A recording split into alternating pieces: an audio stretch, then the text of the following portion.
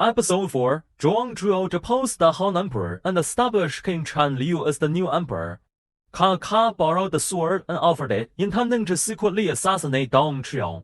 So Zhuang Zhuo intended to kill Yuan Shang, but Li Ru stopped him, saying, "The matter is not settled. It should not be hastily executed." Yuan Shang, carrying a precious sword, bid farewell to the officials and left, heading towards Zhejiang.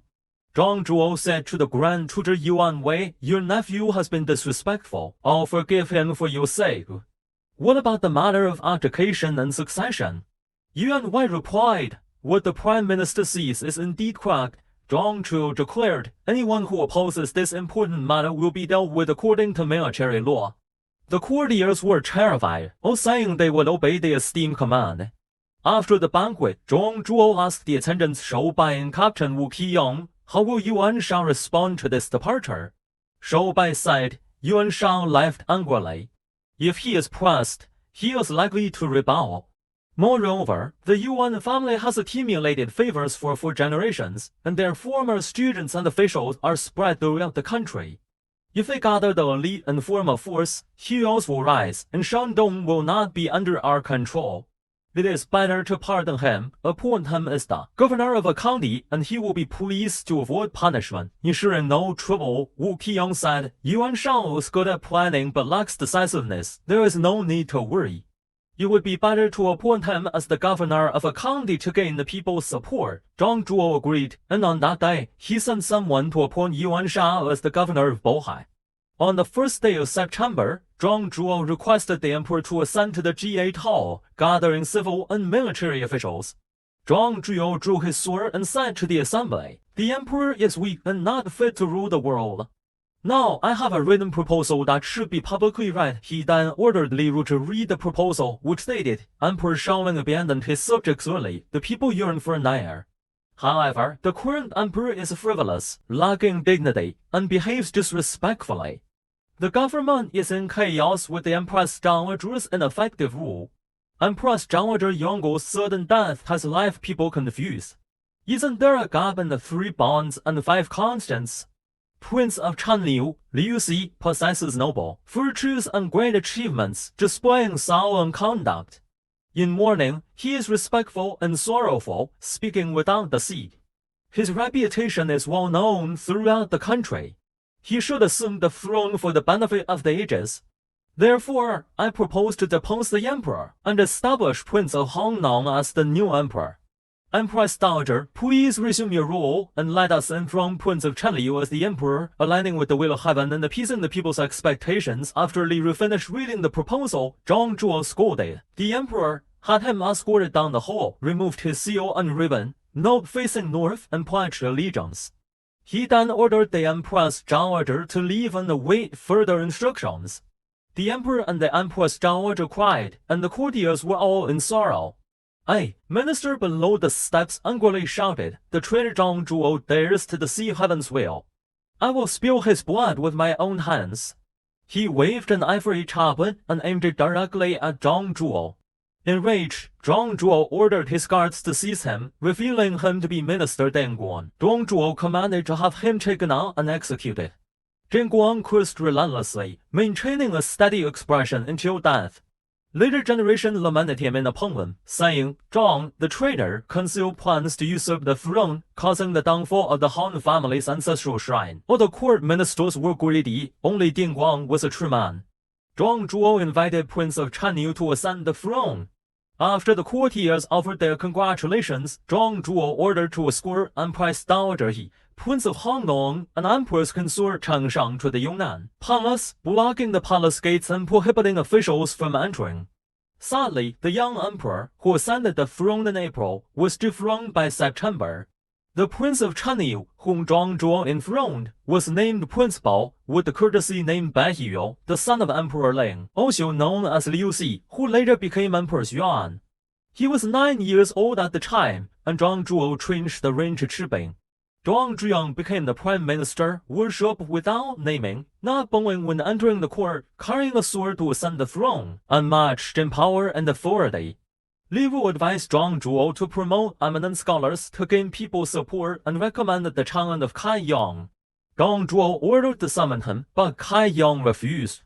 Angry, Zhang Zhuo sent a message to Cai Yang, saying, "If you don't come, your family will be exterminated." Fearing for his family, Cai Yang had no choice but to comply. Zhang Zhuo was delighted to see Cai Yang and promoted him 3 times in a month, appointing him as an attendant, showing great favor.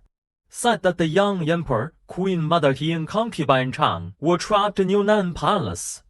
Their clothes and food gradually dwindled, but the young emperor's tears continued to flow. One day, he happened to see a pair of swallows flying in the yard, so he composed a poem. This poem expresses his grievances and longing for the past. Zhang Zhuo often sent people to eavesdrop. When they got this poem that day, they dedicated it to Zhang Zhuo. Zhang Zhuo said, "If you write poems with resentment, you will become famous if you kill him." So Li Ru was ordered to take Chan warriors into the palace to assassinate the emperor. The emperor, the queen, mother, and the concubines were upstairs, and the maid reported Li Ru's arrival. The emperor was shocked. Li Ru offered poisoned wine to the emperor, claiming that it was to celebrate Zhang Zhuo's birthday. The queen mother suggested that Li Ru drink first, but Li Ru angrily insisted that she drink. He even threatened them with knives and ropes. Chang knelt down to drink wine on behalf of the emperor, praying for the safety of mother and child. Li Ru scolded her and forced the queen mother to drink. He then hurled abuse at them, blaming them for the present disaster. Under Li Ru's pressure, the emperor asked to say goodbye to the queen mother. He burst into tears and composed a song about his grief. Concubine Chang also sang a lament. After the song ended, they hugged and cried. Li Ru scolded them and asked them who they expected to save them. The queen mother cursed Zhang Zhuo and declared that those who helped evil will be eradicated. Li Ru was furious and forced the queen mother downstairs. He ordered the warriors to strangle concubine Chang to death and poison the young emperor. The news reached Zhang Zhuo, who ordered them to be buried outside the city. From then on, he entered the palace every night, committed atrocities with the palace ladies, and spent the night in the royal bed. Once, he led his troops out of the city and headed for the Yangcheng area.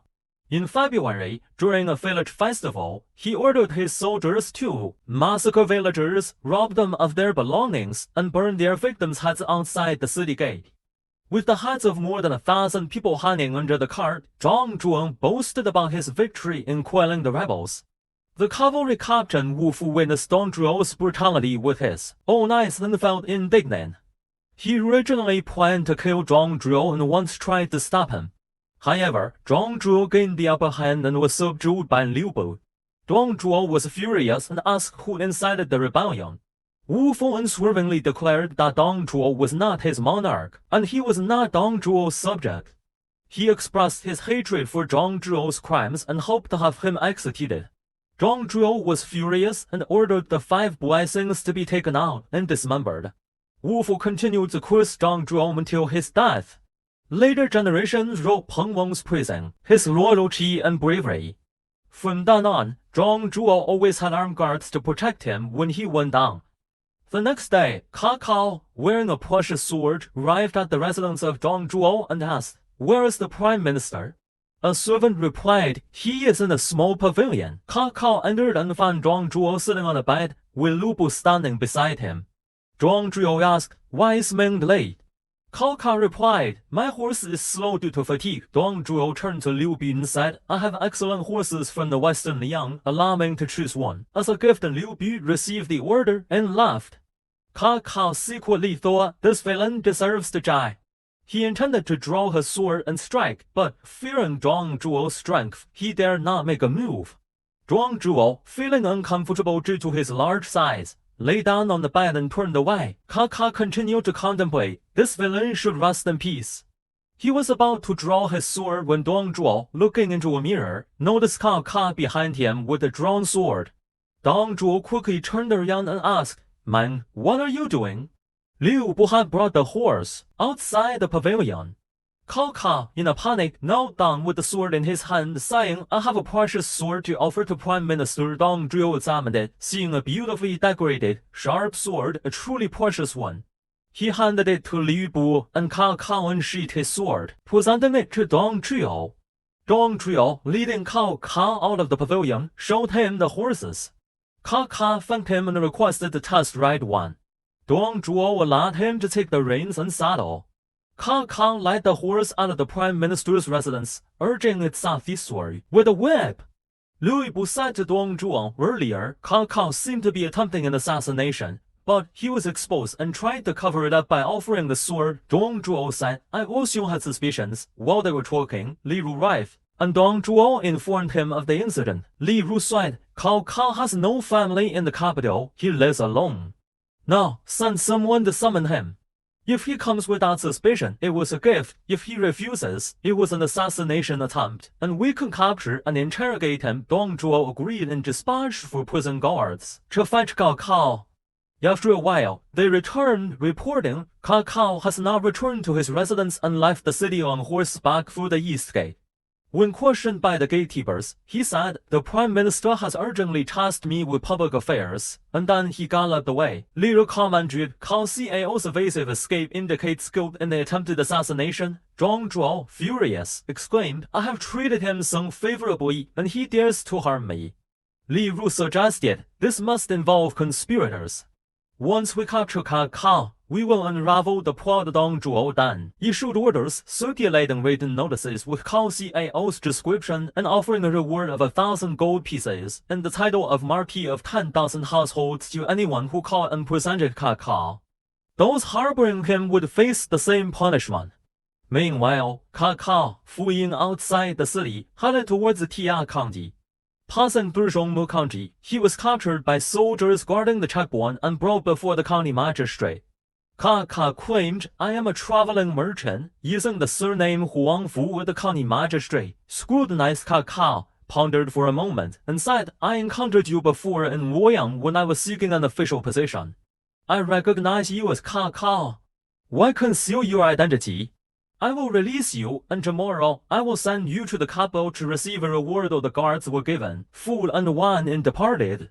Later that night, the county magistrate secretly had Ka Ka taken to the backyard for interrogation, asking, I heard that the court has issued wanted posters for your capture.